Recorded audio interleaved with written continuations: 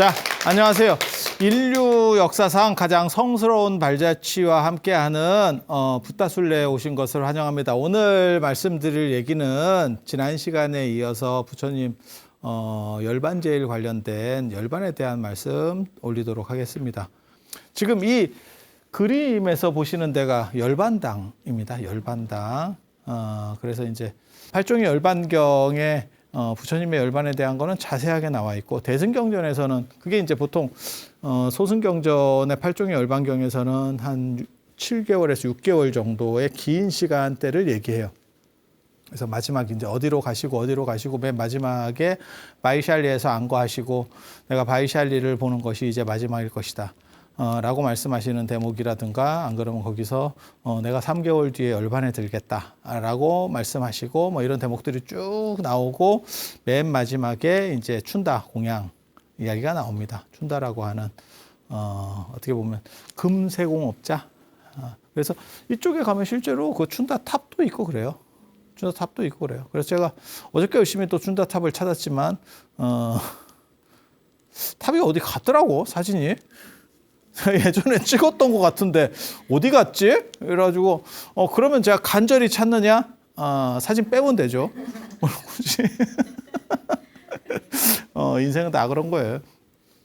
그래서 그렇게 춘다라고 하는 분의 공양을 드시고, 그 다음에 나중에 이제 복통을 일으키고 그렇게 되는 거고, 거기에 이제 독이 들었다라고 하는 이야기가 있습니다. 그 스카라마타바라고 하는 아주 유명한 음식이에요. 뭔지 모르는 유명한 음식. 뭔지 모르는 유명한 음식. 그래서 그걸 드시고 이제 뭐 돌아가시는 데까지 사연들. 그게 열반경에 나오는 이야기거든요. 그리고 그것과 관련해서 대승열반경은 춘다에게 공양을 드시는 하루 동안, 돌아가실 때까지 하루 동안을 가지고 스토리의 배경을 삼고 거기에 철학적 함의들을 담아내고 있습니다. 그러니까 역사적인 거하고 역사하고 철학하고 약간 다르거든요. 그러니까 역사는 사실적 사건을 구성하는 거고, 그 다음에 철학은 거기에서 내포 의미를 구성하는 거예요. 그러니까 우리도 그런 얘기 하잖아요. 말이 그렇지 뜻이 그렇냐? 그러니까 거기서 뜻이라는 게 어떻게 보면 철학이다라고 생각하시면 되고, 말은 역사라고 생각하시면 돼요. 그러니까 현상적으로 우리가 볼 수 있는 게 있고, 아니 맞잖아요. 그러니까 그것에 담긴 의미론이다라고 하면 그게 철학적인 거예요. 그래서 맨 마지막에 이제 공양을 하실 때 그 스카라마타바라고 하는 그 얘기를 잠깐 해드리도록 하겠습니다. 뭔지 모릅니다. 스카라마타바가 뭔지 모릅니다. 근데 이 스카라마타바가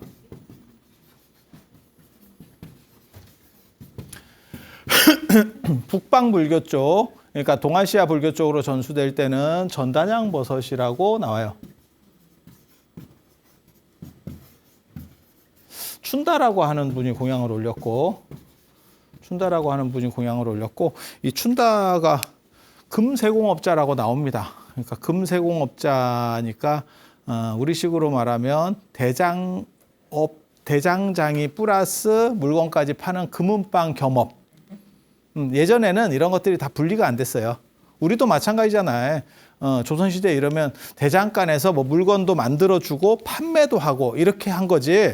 지금은 다 그게 분업이 됐잖아요. 만드는 사람은 안 보이는 거고 다 판매하는 사람만 보이는 거고 뭐 그렇게 가는 거잖아요. 그러니까 세상이 발전할수록 더 미세하게 끊어진다라고 보시면 돼요. 모든 역할이나 이런 것들이 끊어진다고 생각하시면 돼요. 그래서 제가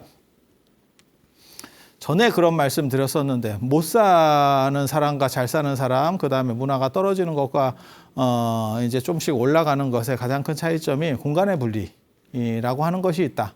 그러니까 공간의 분리가 뭐냐면, 여러분들이 어렸을 때 한국 경제가 굉장히 낙후됐을 때 방 하나에서 모든 일이 이루어졌다.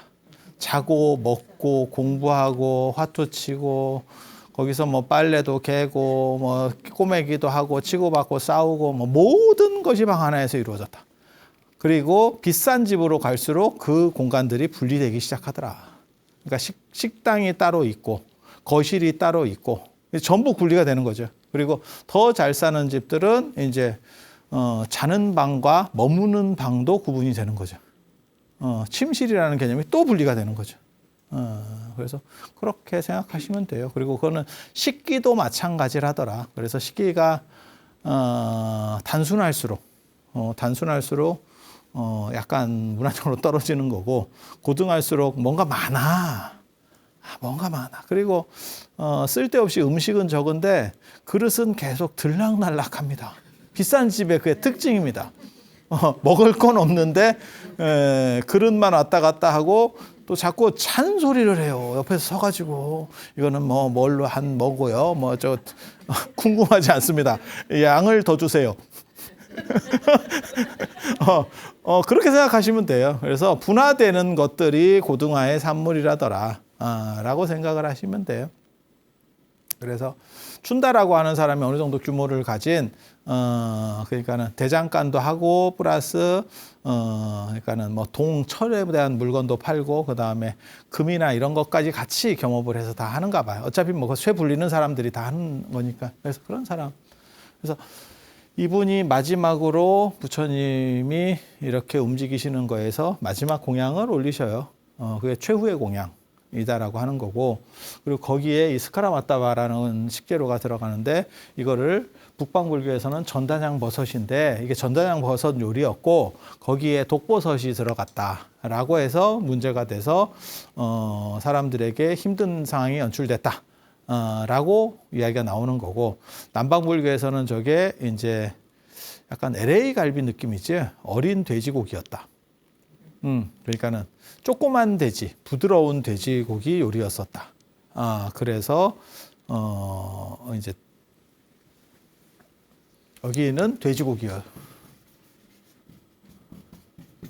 이렇게 두 가지 설이 대립합니다. 근데 돼지고기였을 수가 있겠나라는 생각을 저는 하거든요. 이유는 뭐냐면 연세가 많이 드신 분들에게 저런 기름진 음식을 정상적으로 잘 주지 않을 것 같은데, 저희 공양청인데 상대의 소화력이나 이런 걸 보고 이렇게 드리는 거지. 그래서 그런 문제도 좀 있고, 그 다음에 삼정육이라 그래서 나를 위해서 죽인 고기는 먹으면 안 돼요.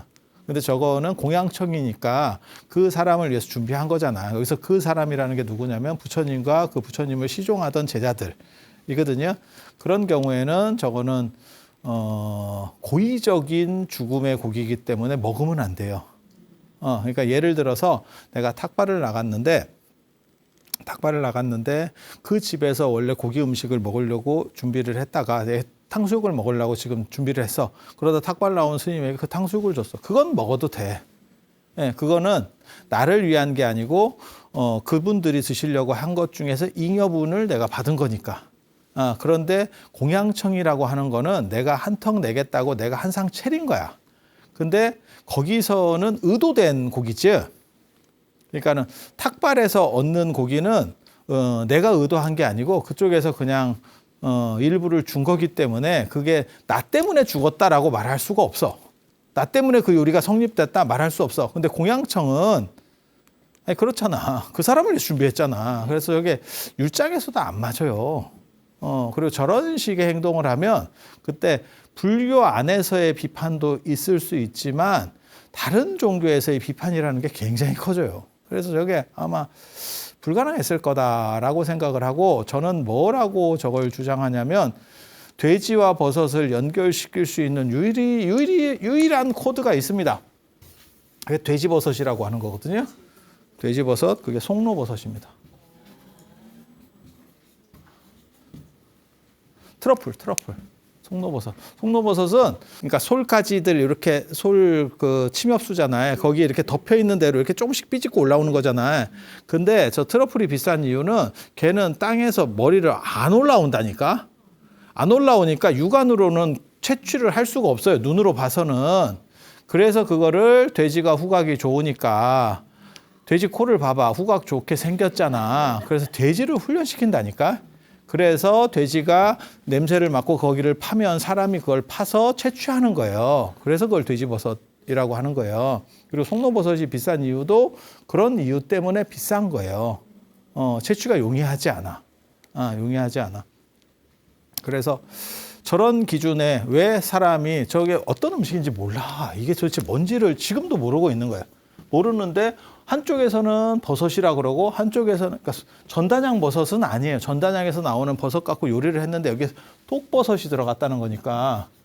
그래서 이 두 가지를 공유할 수 있는 것은 돼지버섯, 송로버섯이 아니었겠나. 그리고 돈 있는 사람 같으면 어느 정도 내가 사업하고 이러고 부처님이 뭐 몸도 뭐 편찮으시다 하고 연세도 있고 이러면 최대한 좋은 걸로 이렇게 한턱 이게 가능하지 싶거든요.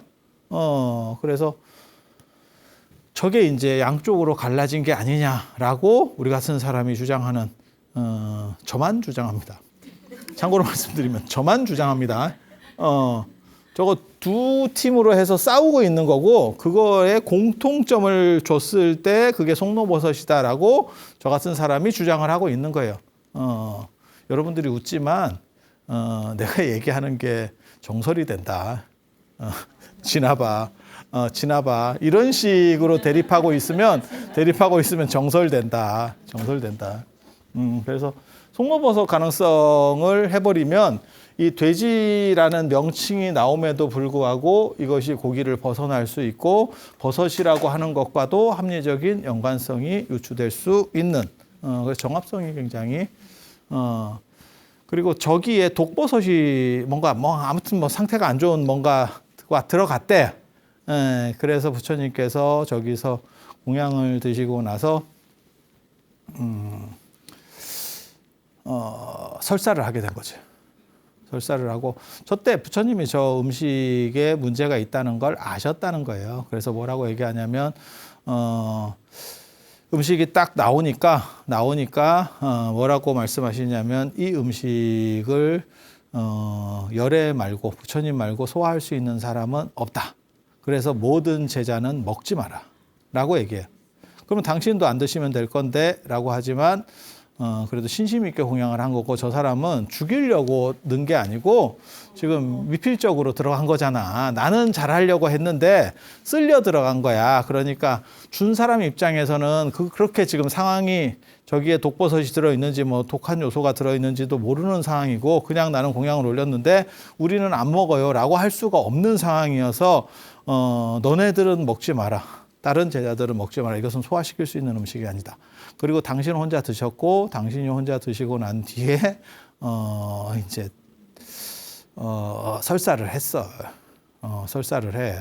그리고 이제 80세가 되셨는데 그때 장암경 유행경 같은 데 보면 뭐라고 나오냐면 내 나이가 80에 가깝고 80에 가깝고 딱 80이다라고 얘기하는 건 아니에요. 80에 가깝고 마치 무너지는 수레가 가죽끈에 의지해서 가듯이 그러니까 그게 뭐냐면 낡은 수레들을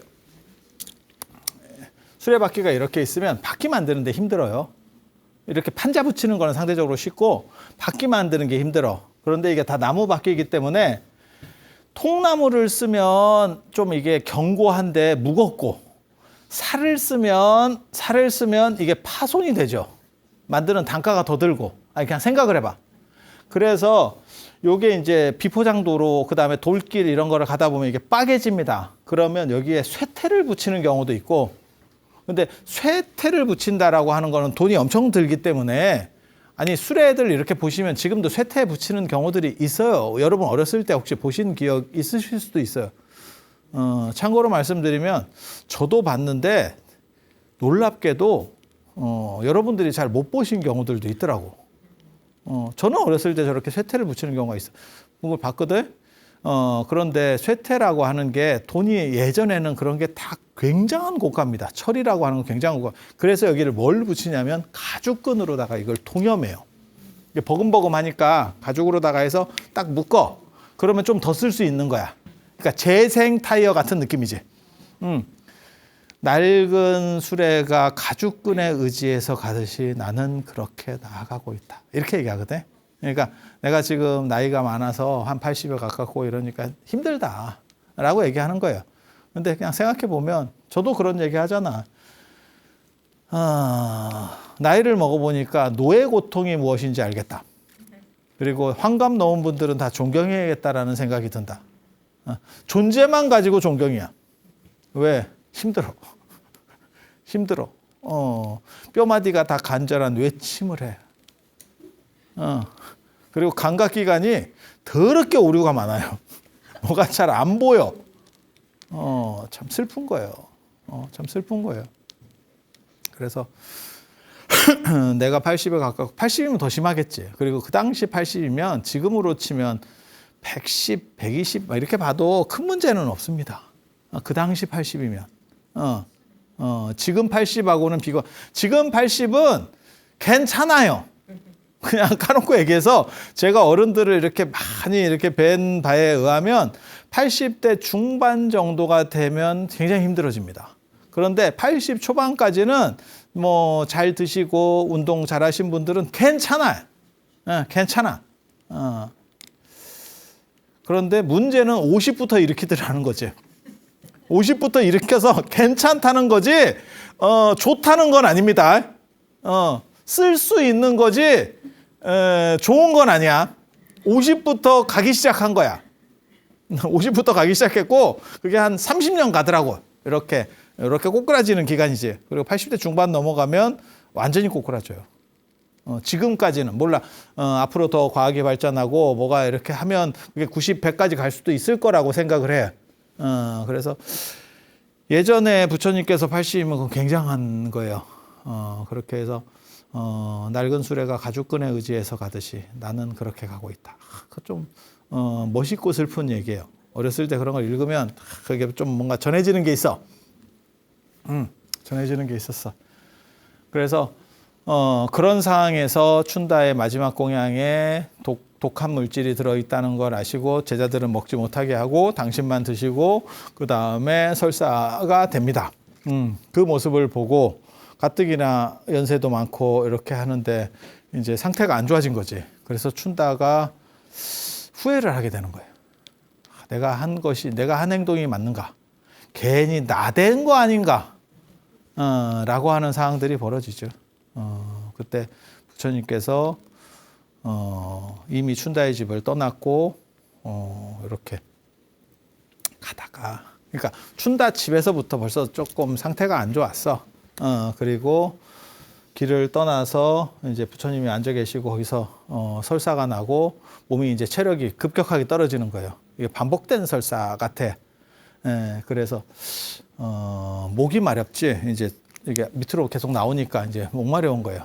넣으면 나오는데 그래도 목은 마려워. 우리도 겪어봤잖아. 그래서 아난한테 물을 떠와라 라고 하니까 아난이 지금 저 개울로 지금 대상이 지나가서 수레들이 몇백 대가 지나가서 물이 흐려져 있습니다. 제가 물이 맑아진 뒤에 떠다 드리겠습니다. 이렇게 얘기해. 그러니까 부처님께서 내가 지금 목이 마르다. 아난아 물을 떠다 달라. 라고 또 얘기를 해. 그러니까 지금은 안 됩니다. 지금 물 상태가 너무 안 좋습니다. 그리고 세 번째 또 똑같은 얘기를 합니다. 그러니까 아난이 코파트리면서 가요. 아닌데 이걸 굳이 가서 뭐하노. 그래서 가봤더니 흙탕물로 되어 있더래. 저도 월정사에 살지만 저 앞에 계곡이 있거든. 오대천이 있는데 그거 비만 와도 흙탕물이 되거든요. 위에서부터 쫙 이렇게 내려오잖아. 그러면 그게 막 탕류가 돼요. 근데 그거 좀 지나고 나면 수량도 좋고 물이 한번 쓸려 내려가니까 더 깨끗해져. 딱 그런 거지. 그래서 아유 아니라니까 그러면서 그래도 어른이 시키니까 그걸 넣었더니 기적같이 물이 맑아지면서 맑은 물이 고이더라 라고 하는 대목이 있어요. 굉장히 멋있어요. 그래서 그걸 딱 떠다 드리니까 그거를 딱 드시고 뭐라고 말씀하시냐면 춘다가 우리에게 마지막 공양한 것을 후회하고 있구나. 자기는 잘하려고 했는데 그걸 음식을 먹고 딴 사람 먹지도 못했고 나 혼자 먹고 그 부처님께서 뭐라고 말씀하시냐면 그러니까 예를 들어서 100인분을 준비했어. 그러면 나만 먹을 테니까 너네는 먹지 마라. 그리고 다 뭐라고 얘기하냐면 저 음식은 누구도 먹어서는 안 된다. 저것을 쉽게 말해서 사람이 접근하기 어려운 그다음에 동물도 접근하기 어려운 곳에 버려라. 그리고 묻어라라고 얘기해요. 땅 파고 묻어라라고 얘기를 합니다. 그러니까 접근시키지 마라. 뭐 핵 폐기하듯이 그렇게 해라. 그리고 당신 드시고 당신 혼자서는 지금 토사를 하고 있고, 그러니까 설사를 하고 있고.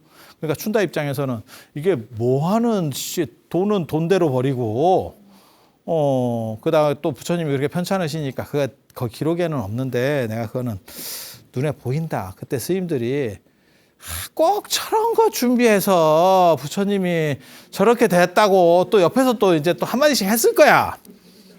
그리고 또 스님들은 또 굶었잖아. 옆에 따라간 스님들은. 그래갖고, 한 끼 먹는데 또 굶었지.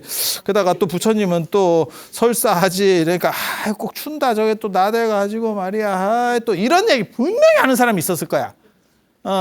인간이 다 그렇거든. 예.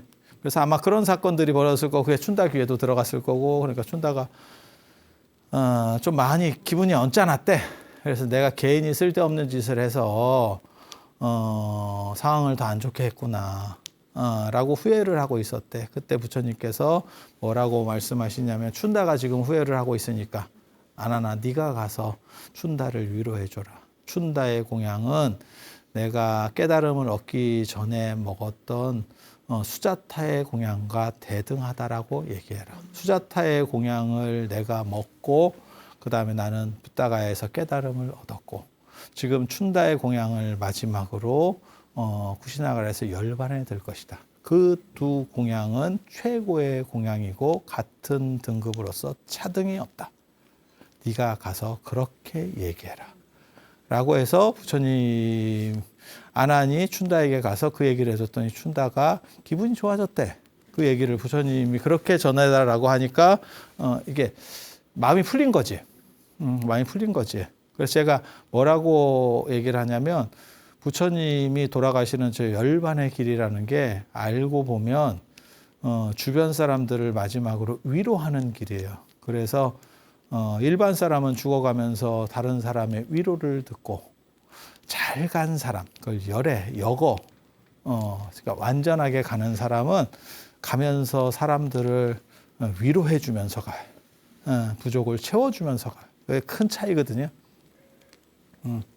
그리고 나서 쿠시나가라까지 이르고 거기서 이제 거기에 말라족이라고 하는 종족이 살고 있었어요. 말라족이라는 그 사람들이 공회, 그러니까는 회의하려고 공회당에 모여 있었대. 그런데 부처님께서 거기 오셔가지고 이제 열반에 들려고 하신다라는 소문이 나오니까 거기 있었던 사람들이 다 와서 부처님을 친견하려고 하고 뭐 그렇게 했었대. 그것과 관련된 그림이 요 그림 이 지금 이 열반 땅이고요.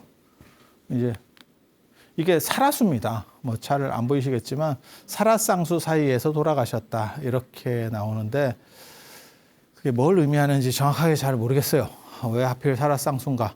그런데 부처님의 일생에 있어서 가장 중요한 사건들은 언제나 나무 밑에서 벌어진다. 그것도 제가 처음으로 주장한 거예요. 그래서 탄생은 보리수, 아수가수입니다. 무수, 근심 없는 나무. 인도 말로는 아수가수에서 태어나셨고, 그 다음에 깨달음을 얻으신 거는 보리수, 휘팔라수에서 깨달음을 얻으셨고, 그 다음에 돌아가시는 거는 사라수, 사라쌍수 사이에서 돌아가셨고, 그리고 또 뭐가 있냐면 농경제 때 원래 그 왕궁에 계실 때 농경제 때 이렇게 사색하는 대목이 나오거든요. 그건 연부나무 아래에서 그렇게 명상을 했다. 라고 하는 대목이 나옵니다. 그래서 인생의 이게 터닝 포인트마다 나무가 등장을 해요. 그래서 아마 어떤 나무 신앙과 관련해서 무언가가 있었을 것이다. 라는 추정을 해봅니다. 그런데 저게 분명 상징성은 있어. 하지만 저 정도 자료만 가지고는 이게 공통점을 적출해서 의미 도출을 해내기가 어렵습니다. 그리고 저 흐름이 남아있기 때문에 불교 안에 남아있기 때문에 미륵은 용화수 아래에서 깨달음을 얻습니다. 용화수. 그래서 미륵의 회상을 용화회상, 그리고 미륵 부처님이 계신데 정각을 용화전이라고 합니다. 용화전. 그리고 미륵을 따르는 화랑을 용화낭도 이렇게 예, 용화낭도라고 부릅니다. 그래서 그런 게 있고 왜 사라쌍수인지 잘 모르겠어요. 이게 사라수인데 뭐 그렇게 대단한 나무는 아니에요. 그러니까 뭐 특수한 나무거나 이런 거 아닙니다. 그런데 왜 하필 쌍수냐? 두 그루 사이에 해먹을 쳤나? 라는 생각을 할 수 있고, 그 다음에 2월 15일에 돌아가시는데 저쪽이 가보면 그 정도 날씨가 추워요. 그런데 왜 나무 밑인가에 대한 것도 의문이에요. 왜? 추우면 그늘이 있는 데 있으면 더 안 돼. 일교이 떨어지면. 그래서 두 나무 사이라고 하는 게 더우면 해먹을 치려고 두 나무 사이라는 게 나오거든요. 다른 거는 다 한 나무로 나옵니다. 그러니까 무수에서 어머니가 그 근심 없는 나무를 잡고, 그러니까 무라고 하는 건 근심이 없다는 뜻이에요. 그 나무를 잡고 태어났다. 그 얘기는 어머니는 고통 없이 아들을 낳았다. 부처님을 낳았다. 그 뜻이에요. 그리고 그거는 당연히 하나의 나무예요. 하나의 나무. 보리수도 하나의 나무겠지. 두 보리수 사이에서가 아니고 그건 덥다라는 뜻이에요. 그러니까 그 그늘이 필요한 거지. 예. 그런 거거든. 농경제 때도 더웠는가 봐. 그러니까 나무 밑에서 명상하지. 그 추운 기우면 햇빛 잘 드는 양지 가서 명상하지. 연부수 그 농경제 때 얘기 보면 뭐라고 나오냐면 어린 시다르타가 쉽게 말해서 부처님이 깊은 명상에 잠겨 있으니 그것도 굉장히 시적이고 아름다워요. 물론 굴할 겁니다. 머리 위로 그림자가 이렇게 나무 그림자가 다 이렇게 덮어졌었는데 깊은 명상에 잠겼는데 이게 이제 그림자가 이렇게 옮겨가는 거잖아요. 원래는 나무가 옮겨가는 건 아니고 그림자가 해 방향에서 그러니까 사색이 깊어가지고 안 움직이고 계속 몇 시간이고 있는 거야. 그 사이에 나는 그늘이라고 생각한 데가 이제 그늘이 없어진 거지. 다 이동하는 거지. 그런데 뭐라고 나오냐면 연부나무의 그늘은 움직이지 않더라. 모든 그림자는 움직였는데 그것은 움직이지 않더라. 그러니까 그건 뭐냐면 깨달음과 관련된 깊은 사색이 어떻게 보면 우주의 질서를 바꾼다라고 하는 강한 상징성을 내포하는 거예요. 물론 사실은 아닐 겁니다. 다른 거는 다 움직이고 거기만 움직이지 않는다라고 하는 거는 그것이 중요한 포인트를 얘기하는 거지. 그러니까 뭐 생각하시면 되냐면 그거잖아요. 그러니까 무대 같은 데서도 조명 쉘이 받는 거 그런 거 생각하시면 돼. 하이라이트지. 하이라이트 조명 때리는 거거든. 그래서 그런 상징이다라고 보시면 돼. 근데 전부 한 나무인데 하필 여기만 두 나무요. 두 나무일 이유가 있어야 될 거 아니야. 이게 두 나무일 이유가. 근데 나무 상태를 보면 왜 두 나무인지 알 것 같기도 하고 거기에 누우려고 하면 야 그늘이 좀 더 부실하거든. 큰 나무면 이게 그늘이 이렇게 덥거든. 조금 부실해서 두 나무인가? 그리고 저는 무슨 생각을 하냐면 또 몰라 이건 동아시아적 사고인지는 모르겠는데 머리 위쪽에 뭐 막는 거 이런 거 좋은 거 아닙니다. 뭔 뜻인지 알아요? 우리는 앉아 있을 때 어른은 앞에가 막히면 안 돼. 뭐 이런 거 앞뒤로 이렇게 딱 막히면 안 되고 그다음에 누웠을 때 뭐가 이렇게 딱 가로막고 있으면 그거 별로 좋은 거 아닙니다. 그래서 저렇게 한다라고 하는 게 그늘의 필연성이거나 해먹의 필연성이었을 것이다라고 생각하는 거예요. 앉아 있으면 작은 나무로도 그늘이 되는데 누워 있고 그 다음에 그 누워 있는 상태를 계속 자리를 바꿀 수 있는 상황이 아니라면 그늘이 좀 풍성한 두 나무 사이로 들어갔을 수도 있겠다라고 생각을 해. 근데 이 가정이 성립되려면 뭐가 있어야 되냐면 돌아가신 날짜가 2월 보름이면 안 돼. 더운 날짜여야 돼. 네. 추운 날짜에 그늘에 들어가. 지금 2월 15일이면 인도가 춥습니다. 쿠시나가르의 2월 15일. 그러니까 양력이면 3월 한 15일 정도 되겠지? 춥습니다. 그런데 거기에서 그늘을 찾을 필요성이 없어요. 그러면 추론해 보면 2월 15일 아닌 거 아니요? 그리고 또 뭐가 있냐면 부처님이 돌아가셨을 때 꽃이 사라수가 꽃이 피었다라는 대목도 있어. 그래서 그게 이제 어떻게 보면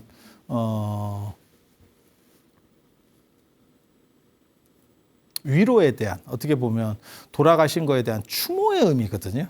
그래서 꽃잎이 이렇게 쫙 떨어졌다라고 하는 거예요. 우리도 그런 거 있잖아요. 장례식장 가면 향도 올리는 것도 있고 꽃도 올리는 것도 있고 뭐 그런 거 있죠. 헌화라는 개념이 있듯이 이렇게 꽃을 뿌려서 그게 추모도 하고 그다음에 마지막 열반에 든 거를 기리고 축복해주고 찬탄한다라는 의미가 있어요. 꽃비를 뿌려준다 라는 의미인데, 아무리 부처님 돌아가실 때 이적으로 그렇게 됐다라고 하더라도 너무 계절이 안 맞으면 나무 입장에서는 골로 갈 것 같은데, 그래서 어느 정도 시점이 맞는 게 아닌가라는 생각을 해봐요. 그러니까 더 더웠을 수 있겠다라는 생각을 해본다는 얘기예요. 더 더웠을 수 있겠다. 이거는 제가 추론하는 거예요. 그리고 참고로 말씀드리면 부처님과 관련된 저 날짜들이 다 정확하지 않아. 그건 현장의 대당서역기나 자은전에 보면 이 동네에 가니까 이 날짜가 좀 다르다던데 이걸 다 써놨어. 부파마다 전승들이 좀씩 달라요. 그래서 저같이 이렇게 발칙한 생각도 가능한 거야. 우리는 2월 15일이라고 생각하지만 실제로는 조금 더 따뜻한 때였을 것이다. 라고 생각하는 거거든. 그래서 이게 이제 사라수고, 이게 이제 열반당이에요. 열반당. 앞쪽에는 부처님이 누워 계신 열반상이 있고, 한 6.1m 정도 됩니다. 상당히 큽니다. 열반상이 있고. 들어가 볼까요? 노크를 하면 뒤쪽에는 탑입니다. 뒤쪽에 이제 안 보이시는데 뒤쪽에 탑이에요. 이렇게. 앞쪽에 열반당. 그래서 채광창이 양쪽하고 가운데로 있고, 뒤쪽에는 저건 탑입니다. 동그랗게 있는 탑. 그래서 저렇게 만들어져 있고, 이렇게. 왜 오른쪽으로 길게 되어 있느냐? 열반상이 한 6m짜리, 6.1m거든요. 6m짜리 상이 모셔져 있기 때문에. 그래서 탑 위에는 저기 일산 3개 있네. 일산 3개. 그리고 저 밑에 이제 하미카라고 있고, 그 다음에 이제 복발형. 알이 있지, 알. 이렇게 들어가면 이렇게. 이런 사진 찍기 어렵습니다. 가보신 분 아시겠지만 찍기 어렵습니다. 가보신 분은 다 알아. 그러니까 이거 되게 기다려야 돼. 계속 좀 기다려가지고 사람 빠질 때까지 이러고 기다려. 보통 이제 참배하시는 분들이 이걸 이렇게 한 바퀴 돌기도 하고, 오른쪽으로 시계방향 돌기도 하고, 저 발에 가서 이제 발을 만져요.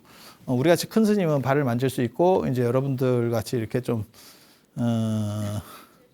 이렇게 조금 이렇게 스머프 계열들은 발을 못 만집니다. 예전에는 저 난간이 없어가지고 됐어요. 그냥 다 가서 머리 대고 그냥 발에다가 이러고 있었어. 그게 이제 접불종례지. 부처님 발에다가 이제 머리를 대고 있었는데 이게 난간이 만들어졌다고. 이걸 이제 조성한 걸로 추정하는 게 하리발라라고 하는 스님인데 400년대 초반뿐이에요. 요 가운데 있는 요 스님입니다. 요 가운데. 요 상을 조성하신, 그래서 최초 조성이 400년대로 보고 있습니다. 400년대로. 가사를 베끼면 이렇게 됩니다. 그래서 여기는 지금 난간 없을 때예요. 그래서 앞으로 오기도 쉽고 뭐 이렇게 하는데, 지금은 여기 보호각 비슷하게, 각이라고 하기는 그렇고, 이렇게 우리 뭐 탑이나 이런 데도 이렇게 테두리 이랬잖아요. 문화재. 그런 게 있어요. 그 유리 같은 걸로 이렇게 만들어 놔가지고, 일반인들은 손이 안 닿아. 단 이제 우리 같이 이제 큰 스님들은 팔도 길기 때문에 이렇게 하면 부처님 발이 닿습니다. 이게 흙상이기 때문에, 진흙상이기 때문에 나중에 파손된 거를 이렇게 흙이니까 이렇게 뭉개져 버린 거를 이렇게 다 보수한 거예요. 상호가 굉장히 좋습니다. 부처님께서 뭐라고 나오냐면 사라수 사이에서 오른쪽 팔을 베고 머리를 북쪽으로 놨다, 이렇게 나와요. 그 얘기는 뭐냐면 이렇게 누웠다는 뜻입니다. 사라수가 이렇게 나무가 있고, 그 다음에 이쪽에 나무가 하나 더 있고, 부처님께서는 오른쪽으로 누워서 오른팔을 괴고 이렇게 누워서, 이게 북남입니다. 그래서 이렇게 누워 계신 거예요. 그 얘기는 바꿔 말하면 서쪽을 봤다는 뜻입니다.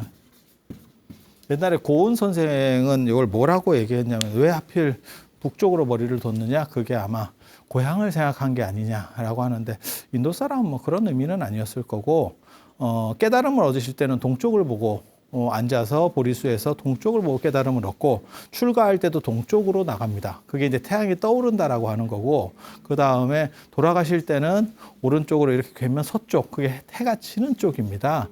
그래서 이게 열반을 상징하는 그런 정도라고 보시면 돼요. 이게 이제 아난, 슬퍼하는 아난입니다. 부처님께서 마지막 돌아가실 때 아난이 굉장히 슬퍼했다는 거죠. 열반에 들려고 하니까. 슬퍼한 이유는 나는 아직 깨달음을 못 얻었는데 아난은 그때 수다원이었었어요. 선생님이 가신다 하니까 이 일을 어쩌노 이러니까 부처님께서 아난을 딱 보고 뭐라고 말씀하시냐면 너 일로 와라. 이래서 아난이 슬퍼하는 게 왜 슬퍼하는지를 아는 거야. 그러니까 나 때문에 슬픈 게 아니고 저 때문에 슬픈 거야. 그러니까 너는 내가 열반에 든 뒤에 머지않아서 깨달음에 도달한다. 절대 걱정하지 마라. 딱 얘기를 합니다. 그 굉장히 멋있거든. 그리고 실제로 아난은 1차 결집 때 깨달음을 얻어요. 1차 결집. 그래서 깨달음을 얻고 1차 결집에 들어가는 거니까. 그래서 슬퍼하는 아난 딱 있고 이게 이제 말리 부인입니다. 말리 부인. 제가 에피소드 인도책에 처음으로 뽑았던 게 말리 부인 이야기인데 길거리 캐스팅 당해가지고 사위국의 사위성의 파사이광 그러니까 코살라국의 파사이광이 이렇게 놀러 나왔을 때 그러니까 말리 동산이라고 하는 동산에 어떻게 보면 이렇게 허드렛일 하는 여성이었었어요. 근데 거기에 왕이 왔을 때 적극적으로 어필을 해서 후궁으로 들어갑니다. 근데 그 사건 직전에 부처님께 공양을 올려요. 공양을 올리니까 그 다음에 왕을 만나게 되거든요. 그래서 이 말리 부인이 내가 부처님께 공양을 올린 덕분에 왕을 만나서 내가 신분을 다 뛰어넘어서 내가 인도판 장희빈이 됐다. 라고 생각해서 겸손하게 그리고 부처님에 대한 신앙이 굉장히 깊었어요. 그래서 부처님이 돌아가시니까 너무너무 슬퍼했대. 그래서 가운데는 이제 이 상을 조성했던 그 스님이 나오는 거고 한쪽에는 안한 스님이 나오고 한쪽에는 말리 부인이 이렇게 참 신기하지. 그래서 제가 분수를 아는 사람은 그 영광이 오래 간다라고 하는 거예요. 장희빈도 참 상황이 좋았는데 거기서 조선왕조실록에서 얼굴에 대해서 한 줄이라도 나오면 엄청난 미인입니다.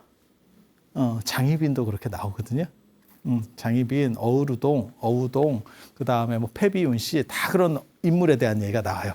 그러니까 엄청난 건데도 불구하고 사람이 그 한계를 넘어서니까 결국 무너져 내리잖아. 근데 말리 부인은 고마운 줄을 아니까 결국 그것이 오래 가는 거지. 천장지구 하늘과 땅이 오래 갈 수 있는 것은 그것이 겸양의 덕이 있기 때문에. 지금은 아예 저렇게 새겨져 있는 거예요. 되게 멋있지 않아? 그래서 여기는 지금 보면 머리가 있잖아. 머리가 있잖아. 여기 지금 머리 없잖아. 머리 왜 없는지 아시죠? 우리잖아. 우리 선배니까 머리 없지. 여기 지금 보살님이니까 머리 있고. 참 이렇게 슬퍼하는 자세도 약간 이게 지금 이 자세 뭔 자세인지 아세요? 이거 옆으로 이렇게 꿇어앉는 자세예요. 옆으로 이렇게 꿇어앉는 자세야. 저게 인도나 동남아 사람들이 앉는 저거를 동아시아에서 나중에 중국으로 처음에 저 자세가 넘어왔을 때 웅크린 여우 같구나라고 한족들이 비판했던 자세입니다. 여우가 웅크리고 있듯이 저게 뭐요? 라고 했었던 그 자세입니다. 그리고 저거 비판이 엄청나게 되는 바람에 저거는 사라지고 양반다리로다가 이렇게 하고 여성들 중에서만 일부가 저렇게 저 자세를 앉죠. 방금 그 자세. 여기 보면 여기 팔상도거든요. 팔상도.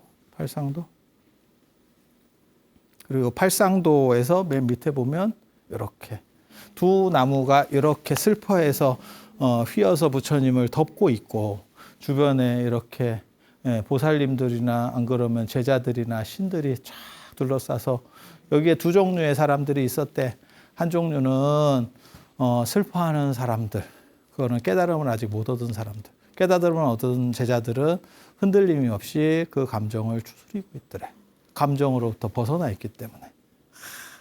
부처님께서 맨 마지막에 뭐라고 말씀하시냐면 제자들에게 그 사연이 길어. 나중에 그 긴 사연들은 나중에 진짜 이 붓다술래가 진행되면서 얘기를 해줄 거예요. 굉장히 긴데 맨 마지막에 제자들에게 뭐라고 말씀하시냐면 나에게 물어볼 것이 있으면 다 물어봐라 라고 하고 더 이상 물어볼 게 없자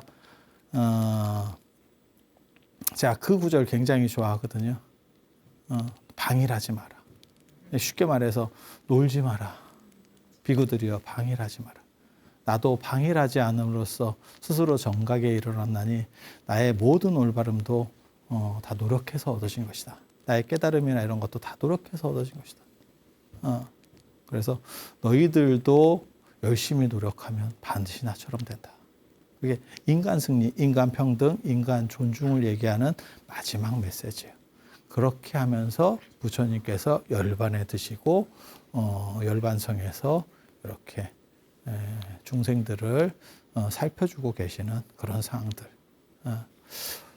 지난 시간에 이어서 오늘까지로 해서 열반의 내용들, 그러니까는 출가 열반 주간이라고 하는 그 특수성이 동아시아에 존재했다더라. 그리고 열반에 대한 스토리들.